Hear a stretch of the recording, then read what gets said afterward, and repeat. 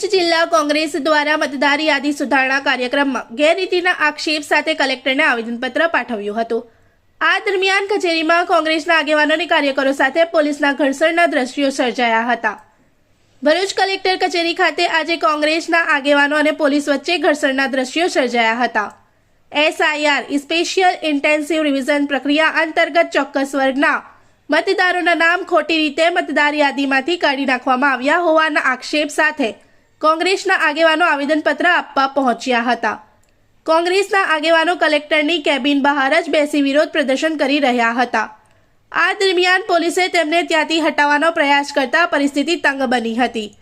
Police અને કોંગ્રેસના કાર્યકરો વચ્ચે બોલાચાલી તેમજ ધક્કામુક્કી જોવા મળી હતી, જેના કારણે થોડા સમય માટે કચેરીમાં તણાવનો માહોલ સર્જાયો હતો।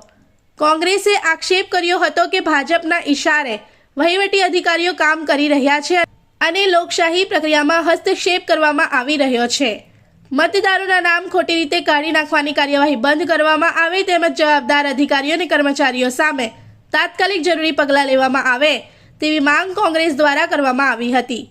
સદર કાર્યક્રમમાં જિલ્લા કોંગ્રેસ પ્રમુખ રાજેન્દ્રસિંહ રાણા, શહેર પ્રમુખ સલીમ અમદાવાદી, પ્રવક્તા નાજુ ફડવાલા, વિપક્ષના નેતા શમસાદ સૈયદ સહિતના આગેવાનો અને મોટી સંખ્યામાં કાર્યકરો જોડાયા હતા।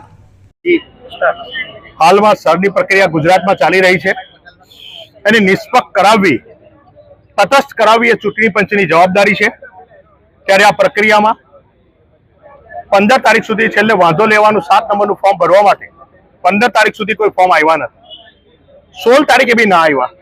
17 અને 18મી આજે તો એ લોકોએ લંબાવી દીધી ખોટું કરવા માટે। 18 તારીખ લાસ્ટ હતી, છેલ્લી તારીખ હતી। ત્યારે 17 અને 18મી તારીખે ભારતીય જનતા પાર્ટીના આગેવાનો અને ચૂંટાયેલા પ્રતિનિધિઓ દ્વારા ઠપ્પાબંધ 25,000 આખા ગુજરાતમાં, ભરૂચ જિલ્લામાં 5 વિધાનસભામાં 90,000ની આસપાસ મતો સામે વાંધો લીધો છે અને આગેવાનો ત્યાં રૂબરૂ જઈને એમની સામે વાંધો લીધો। આ નિષ્પક્ષ તપાસ થવી જોઈએ, ચૂંટણી પંચની જવાબદારી છે। ત્યારે આ નંબર 7નું ફોર્મ એક જ માણસ ભરીને બધા સામે વાંધો લઈને એક જ પેટર્નમાં, કાલે અમારા પ્રદેશ પ્રમુખે પીસીમાં કીધું, એક જ પેટર્નમાં ફોર્મ બતાવેલા છે પત્રકારોને, એક જ પેટર્નમાં એક જ ઓફિસમાં ટાઈપ થયેલા છે, એક જ જગ્યાએ થયેલા છે। ખાલી અહીંથી ભારતીય જનતા પાર્ટીના આગેવાનોની એને ખબર બી નથી।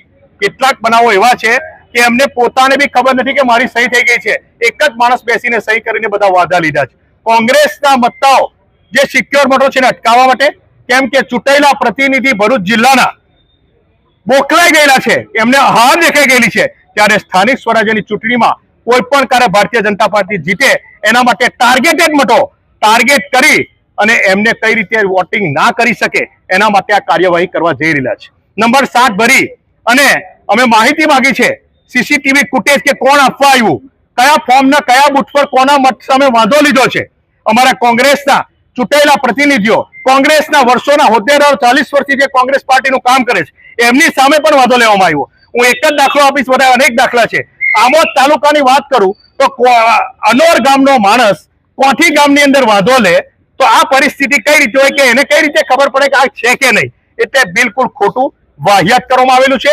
એમની સામે ચૂંટણી પંચના નિયમ મુજબ FRI થવી જોઈએ। એ FRI અધિકારીએ કરવાની છે, એ IS કેમ નથી હોતો? એને પણ આ FRI કરવી પડશે અને જો ખોટું કરશે તો કોંગ્રેસ આ ચલાવી નહીં લે। કોઈએ, અમે કોંગ્રેસ તરફથી કહીએ છીએ કે કોઈએ ગભરાવાની જરૂર નથી।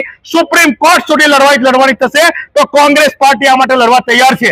અમે રોડ પર આવીશું જો અધિકારી નહીં માને તો। અને અધિકારીઓને બી ચેતવવા માંગુ છું કે ભારતીય જનતા પાર્ટીના કહેવાથી બંધ કરી દો, બાકી તમને પણ કોંગ્રેસ બંગડી નથી પહેરી, અમે ગાંધી ચિંતા માર્ગે કરીશું, પણ તોય તમે જો નહીં સુધરો અધિકારી તો કોંગ્રેસ બંગડી પહેરી નથી, એ બી તમે સાંજમાં સમજી જજો। આજે અમે માહિતી માંગવા માટે, એક લેખિત આપવા માટે અમારી સીસીટીવી ફૂટેજ અમે દરેક વિધાનસભાના BLO દ્વારા કોંગ્રેસ પાર્ટી દ્વારા માંગવામાં આવ્યા છે। આ લોકો આપવા માટે નખરા કરે છે અધિકારીઓ, ભારતીય જનતા પાર્ટીના ચૂંટાયેલા પ્રતિનિધિઓના ઇશારે, પણ એમને બીક છે કે જે વાંધો ઉઠાવ્યો એની સામે પણ FRI થશે।